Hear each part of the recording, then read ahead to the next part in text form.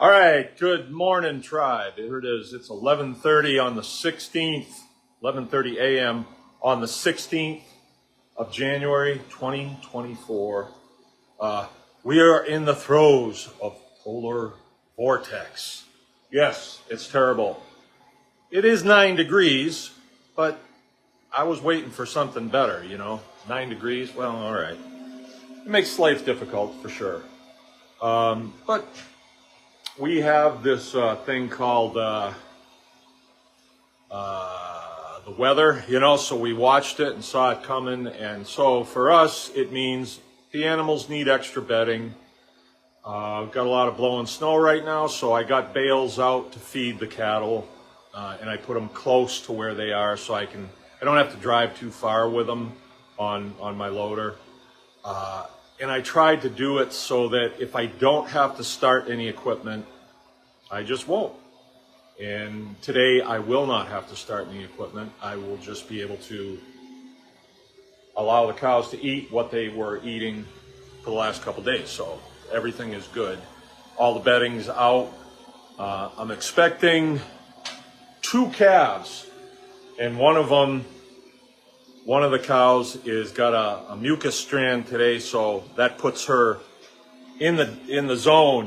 She's going to have that calf pretty soon. So I'm going to bring her in the barn, put a lot of bedding down on the floor, and be checking on her a lot, right? Because she's a real favorite cow of mine, and was sired by our bull, who was really good, and I'm hoping for a heifer always, so we'll see what happens. But what I'm doing right now is just finishing up on this process, and this is the milking process. So I've got about half of them already put in the fridge.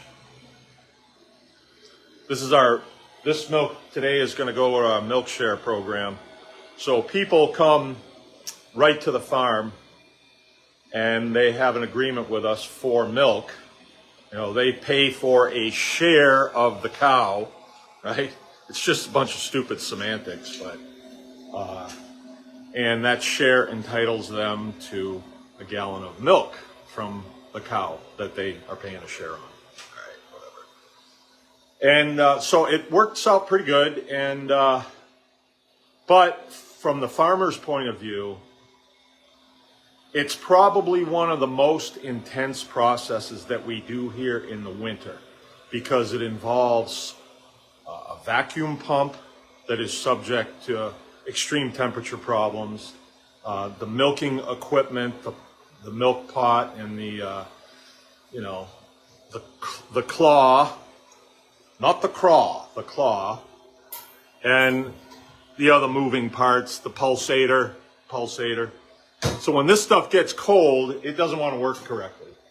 And so on real cold days like this, I say, okay, let's just get the chores done and not have a breakdown. Because if you have a breakdown when it's really cold like this, or wicked cold like this, then you have to fix that breakdown in the wicked coldness. And then you'll have a mental breakdown too, which... So when it gets cold like this, everything slows down intentionally, and we just think things through. An example is this morning, we have a small heater that we put on the vacuum pump. And normally, you let that run for 15 minutes, and the vacuum pump takes right off. This morning it didn't.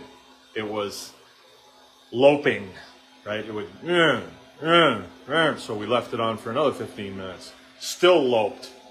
And I thought, well, if I just run it, it'll warm up and it'll be fine. But then I held myself and I said, wait a minute. If I just run it, I might just break it. So I said, okay, hold off. Take the milking equipment, the pot and the pulsator and all that stuff. Take that into the butcher shop where it's warm and let it sit. And let's get a bigger heater and put it on this vacuum pump. So we did. We had to set everything up. I had to get fuel to put in the heater and all this stuff. So it took like another half an hour. But we ran it on there for like 10 minutes, a torpedo heater. I have 2 of them. Highly recommend them. And then she took right off. And I said, I was milking with Frank this morning, I said, see, if we didn't do that, we might have got hung up with this vacuum pump. Something can happen to it. They're not indestructible. And we might not be milking until this afternoon, or we're milking by hand, and we didn't want to do that. So I'm at this point now where this morning I got 10 gallons. I put it in half-gallon mason jars, and then we get it into it's just a regular refrigerator. Call it the milk cooler though. We get it in there and it cools right down. It's cold in here where I am. You know, it's cool. It's 40. I have a heater going in here, and this is where we keep the milking equipment. So it's, you know, it's ready to go. Next year, this time, we will have the milk house completed, and that will be just adjacent to the milk parlor. So you'll only be walking through a doorway with the milking equipment, and that will be heated. So the vacuum pump will be in a heated space. And when I say heated, for agricultural buildings like this, if it's 38 degrees in there, you walk in from 9 degrees or 0 degrees and it's really warm. Too warm, actually. So it's not like we heat it to house temperatures. Our house, actually, with the wood stove, sometimes when it's cold like this and we let it really run, we'll get to be 80 degrees in there. But then it soaks the house with heat. And then at night, when maybe the stove calms down a little bit, we have enough residual heat in the house to make it comfortable, you know. And that's a relative term. Comfortable is a relative term. I won't go into it. So that's what's going on here. But what I want to brief more specifically is we are taking all of this material about how we do these things, like milking cows, like butchering cattle, like butchering pigs, the specifics of how to do it. In 2024, the year of truth, I want to be able to show specifically how I'm doing it. And I think that they're important. I think this is important information because food is important. And if you don't think food's important, go without it for a few days and you'll see how important it is, even for an afternoon. It's real important. So we're going to be putting all of this material behind what's called Tribe Plus.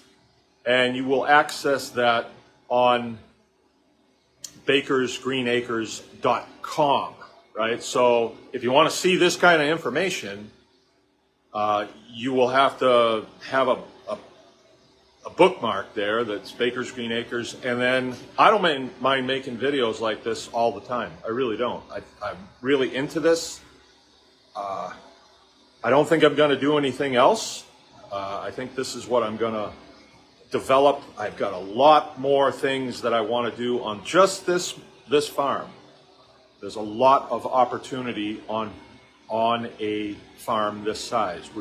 We originally were a 70-acre farm, and now we're about 152 acres, right? So I've got a lot more grass that I can use. So that means more cattle, more milk, all this stuff. But more than producing more milk, I want to get into taking the milk and making various things out of it. We're pretty good at cheese right now. We're pretty good at butter and several other things, but you know, we want to take that to the next level. A lot of this we want to take to the next level. And so tonight on the Anyone Can Farm Experience Tuesday night live chat will be the last night that I go on to the general public. And then after this, you will have to access it on a private site, right? And the beauty of this is, like I call this the year of truth, YouTube calls it the year of censorship, I think.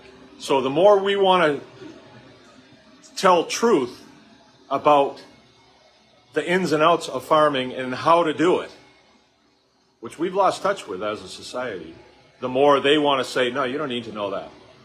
You need to know that food comes from the store. And I'm telling you that's happening. So we're putting it behind a fence that they can't get at, and they can't censor us, right? Because right now they censor it hard, and if I say certain words, they'll knock it down. If I give an opinion on something, they'll knock it down.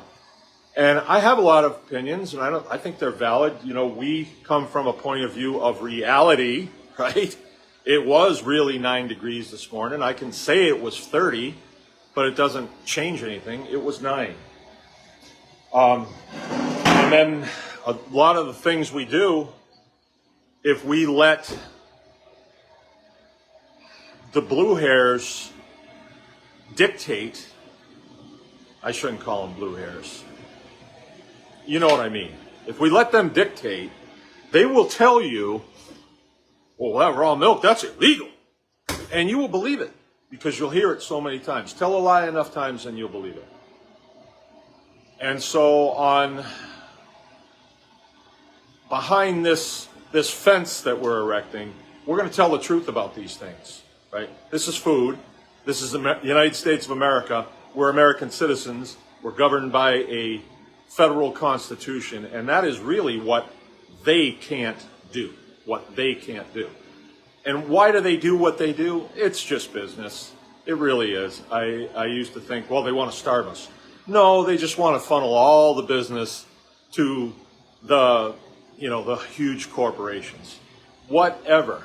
You know, corporations have all that they can do, but if we choose to do it differently, that's our business. You know, we want to eat it. We want to feed it to our children and our friends and neighbors and stuff. That's our business, and we have the right to do that. We have the authority to do that. But you need to know how to wield that authority because they lie so much that you think that you have to go crawling to them to ask for permission. And that's another thing that Mr. YouTube and Mr. Facebook don't like. They don't like that kind of talk. They call that, well, whatever. I don't know what they call it anymore. It's hard to know. But anyway, tonight we're going to meet for our final time on the Anyone Can Farm experience on YouTube, 8 o'clock Eastern Standard Time. If you enjoy this type of content and you want to see more of it and more in depth, which is what I am charging myself with this year, join us and I will give you the particulars of how to join this elitist tribe of people who really want to take it to the next level and want the inside poop on things. You know, you can't just spread this out to every person in the United States. It just doesn't work out that well. And from an OPSEC point of view, it's not wise because the platforms that we're using, they get the final say, you know, and I don't like that. I don't like that at all. I want to be able to be crystal clear about how I feel about things and the realities that I've experienced in my farming career. Anyway, join us tonight, the Anyone Can Farm experience on YouTube, 8 o'clock Eastern Standard Time, and come with some questions.